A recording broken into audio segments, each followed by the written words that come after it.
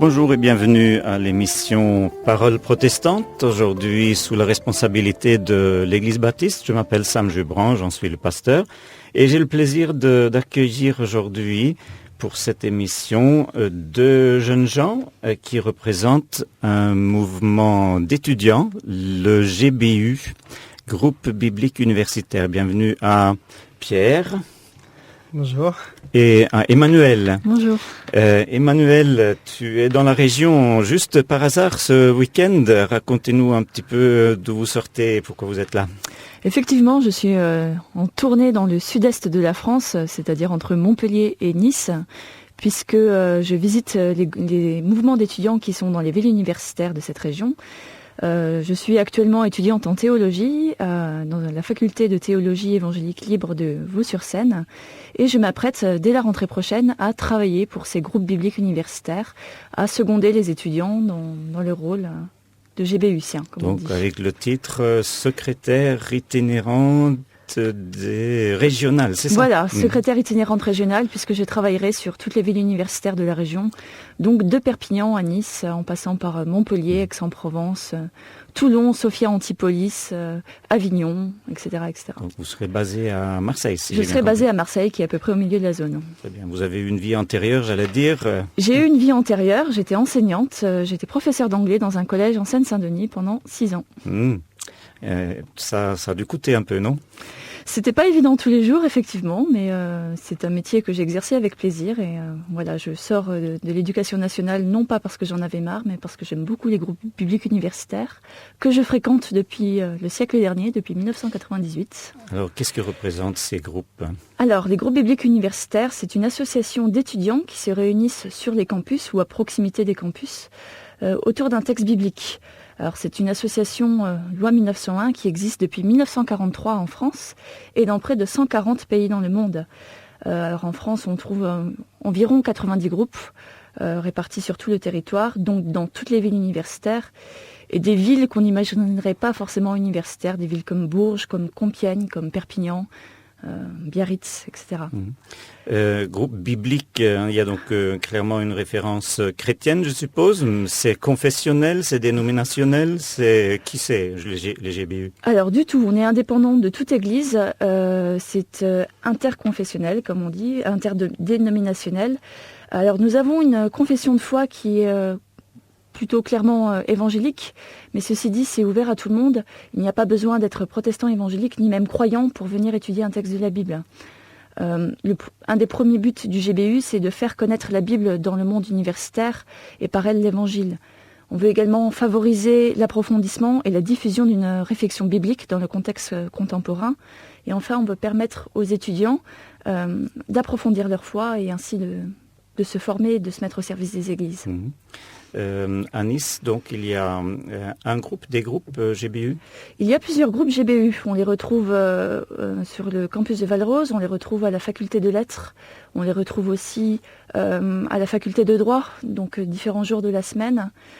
Si vous voulez des renseignements, vous pouvez aller sur gbu.fr et là vous avez tous les renseignements sur toutes les villes universitaires en France, y compris Nice. Les activités GBU, c'est essentiellement ou uniquement sur les campus et en petits groupes autour de la Bible?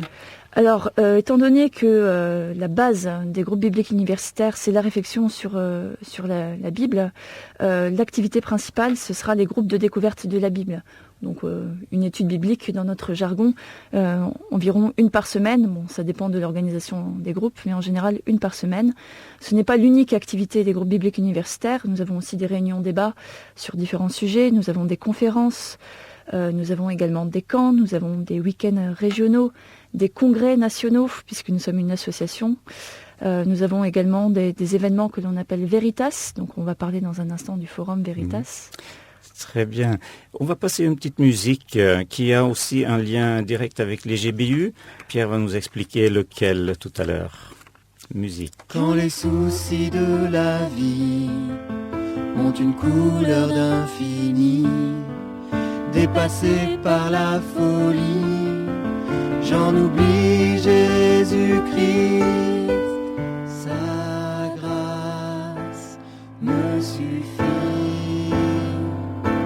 Sa puissance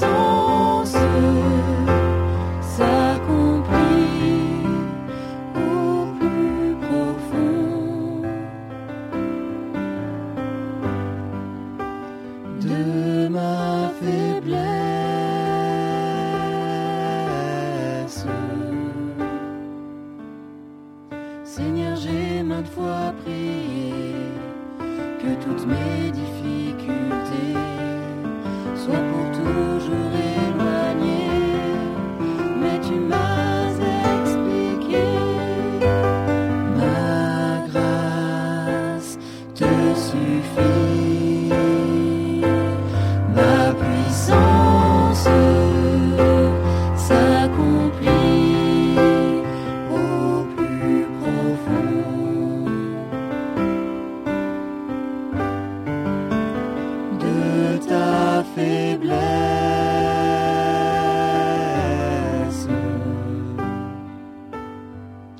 afin que mon orgueil meure, que chaque jour à chaque heure, ta grâce soit tout mon bonheur, ma seule fierté, Seigneur, ta grâce me suffit,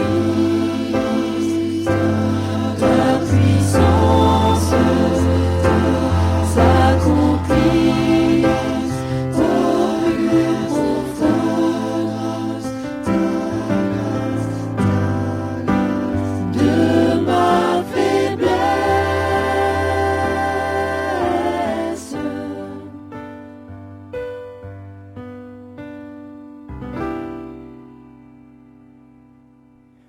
Vous êtes sur RCF Nice Côte d'Azur.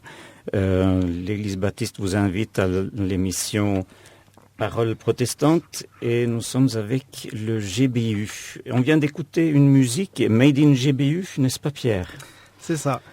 En fait, donc comme Emmanuel l'a expliqué tout à l'heure, le GBU a plusieurs activités différentes.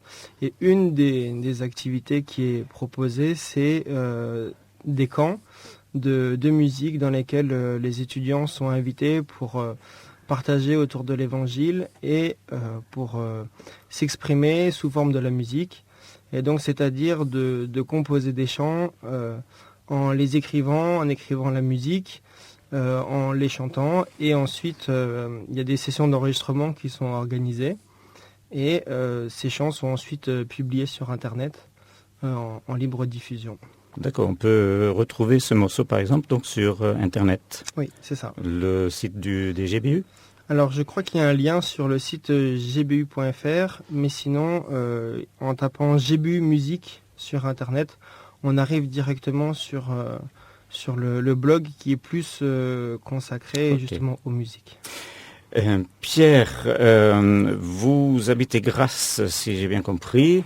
Vous êtes là aujourd'hui pour parler d'un projet particulier dans le cadre du GBU. Forum Veritas, expliquez-nous un petit peu. C'est ça. Alors en fait, les Forums Veritas, c'est un événement qui a été créé en 1992 aux États-Unis, à Harvard. Et c'est un forum qui consiste à décliner sur 3 ou 4 soirées un thème de la vie courante. Ça peut être l'amour, la peur, la réussite, des grandes questions que les gens se posent. L'idée étant de proposer un débat honnête entre deux orateurs. Donc il y a en général un orateur non croyant, un orateur croyant. Et ils ont chacun une vingtaine de minutes pour s'exprimer sur un thème. Puis on offre au public présent un temps, à peu près 3/4 d'heure d'échange, de débat avec ces orateurs. Donc, si je comprends, les Forums Veritas est un phénomène international, tout comme le mouvement des GBU d'ailleurs. Et les deux sont liés quelque part? C'est ça. Étant donné que le Forum Veritas est né aux États-Unis, les États-Unis ont créé une association qui s'appelle Forum Veritas et qui a pour but uniquement d'aider les groupes dans différents pays à organiser de tels événements en donnant des conseils, en donnant un soutien financier. Mais ces projets ne peuvent pas avoir lieu sans l'aide et l'appui des étudiants locaux. Donc en France, c'est le GBU qui est en relation avec le Forum Veritas.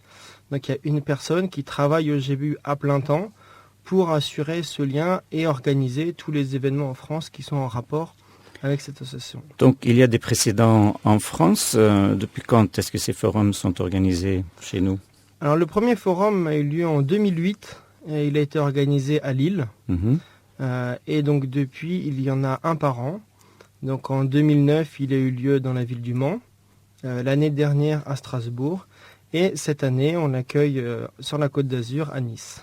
Très bien. Et donc, un peu la nature, le contenu de ces événements. Qu'est-ce qui en fait des événements d'ailleurs?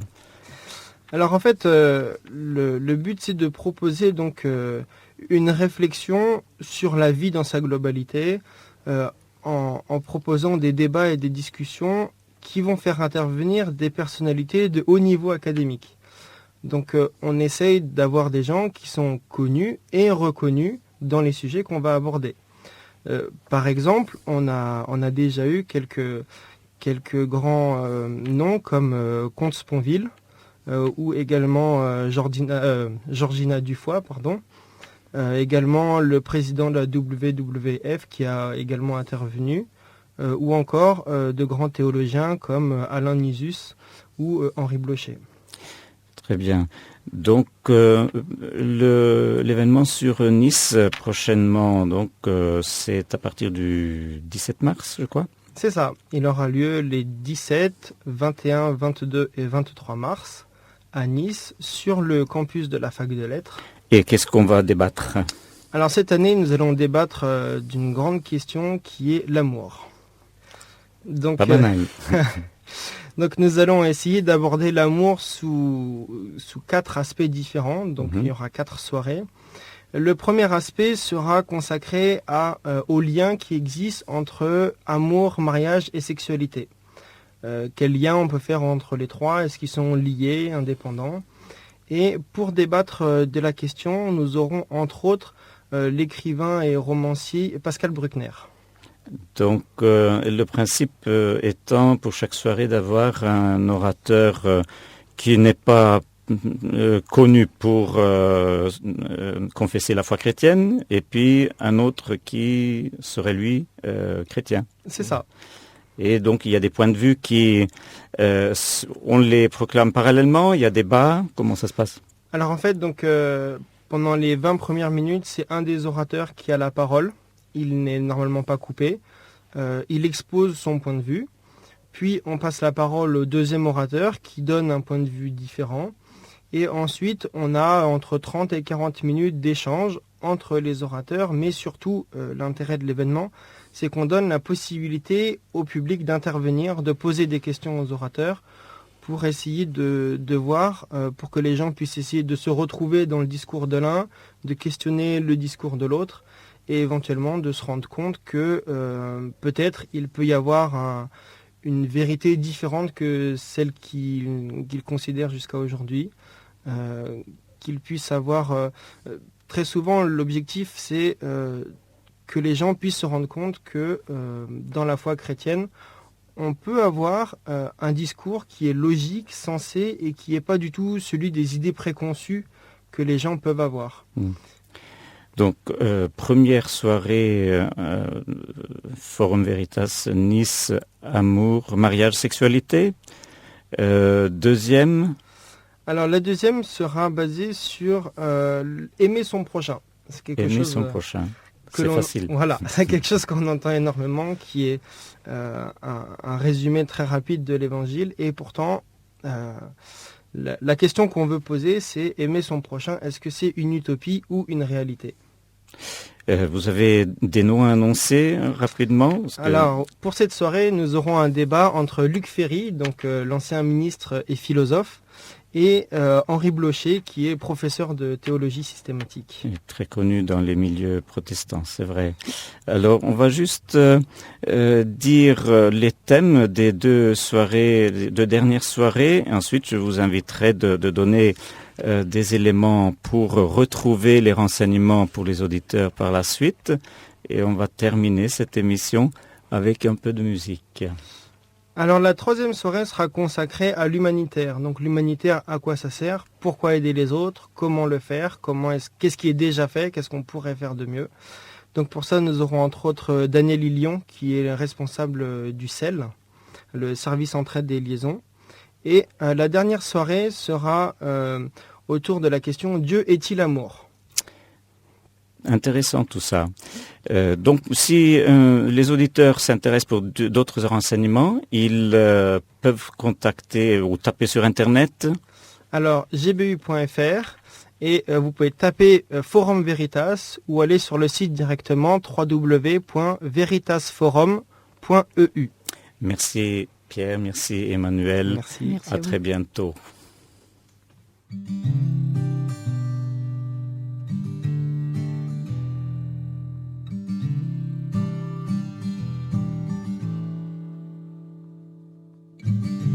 Remettre en cause sa vie, revisiter ce que l'on pense, faux semblants, faux abris, abandonner ses suffisances, croire en toi, vivre autrement, renoncer à soi, devenir ton enfant, faire enfin ce choix d'être à toi tout le temps. J'ai besoin de toi pour vivre autrement, être prêt à prendre le risque d'ouvrir les yeux sur ces mirages, à affronter pensées simplistes, sortir la vérité de sa cage, croire en toi, vivre autrement, renoncer à soi, devenir ton enfant, faire enfin ce choix d'être à toi tout le temps. J'ai besoin de toi pour vivre autrement. Au pied de la croix, déposer ce qui me pèse, continuer sur tes voies, les yeux fixés sur tes promesses, croire en toi, vivre autrement, renoncer à soi, devenir ton enfant, faire enfin ce choix d'être à toi tout le temps. J'ai besoin de toi pour vivre autrement, croire en toi, vivre autrement, renoncer à soi, devenir ton enfant, faire enfin ce choix d'être à toi tout